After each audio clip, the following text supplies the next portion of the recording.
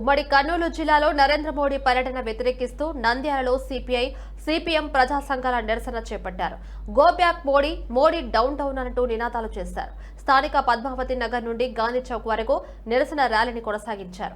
ర్యాలీని పోలీసులు నిలువరించే ప్రయత్నం చేశారు. పోలీసుల నిలువరింపును దాటుకుని గాంధీ చౌక్ లో సిపిఐ సిపిఎం ప్రజా సంఘాల నిరసన తెలిపారు. సిపిఐ సిపిఎం ప్రజా సంఘాల నాయకులు పోలీసుల మధ్య తీవ్ర వాగ్వాదం చోటు చేసుకుంది.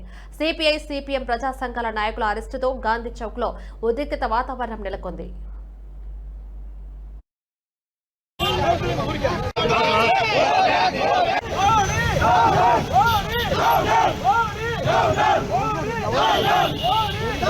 Modi!